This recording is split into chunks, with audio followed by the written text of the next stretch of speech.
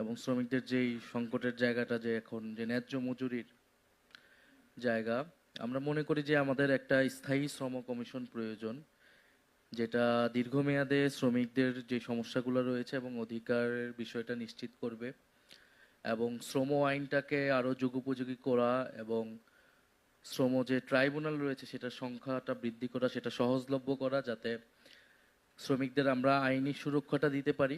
পাশাপাশি অর্থনৈতিক সুরক্ষা, যেটা ন্যায্য মজুরির মধ্যে দিয়ে আসবে। আরেকটা যেটা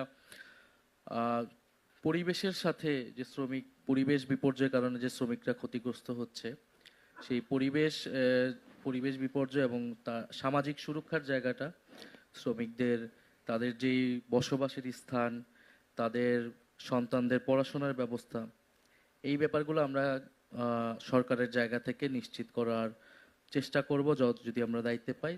আর একটা বিষয় হচ্ছে, রাজনৈতিক দল হিসেবে তো শ্রমিকদের নিয়ে আমাদের কাজ করার দায়িত্ব রয়েছে, সুযোগ রয়েছে। সেটা আমরা এখনো আমাদের যেটা আমাদের শ্রমিকদের নিয়ে কাজের জায়গাটা আমরা একটু পিছিয়ে আছি এই এই অল্প সময়ের মধ্যে। সেই জায়গায় আমরা মনে করি যে শ্রমিকদের যে ইউনিয়ন করার যে অধিকার, সংগঠিত হওয়ার অধিকার, এবং যিনি প্রশ্ন করেছেন সঠিকভাবে বলেছেন যে যদি পার্লামেন্টে আমার 70% ব্যবসায়ী থাকে, তাহলে তারা আসলে শ্রমিকদের কথা বলবে না। আমরা যখন নমিনেশন দিয়েছি, আমরা এটার ভারসাম্য রেখেছি যাতে শ্রমিক সংগঠন থেকেও লোক থাকে, প্রতিনিধিত্ব থাকে, ব্যবসায়ী থেকেও থাকে, তরুণদের থেকেও থাকে।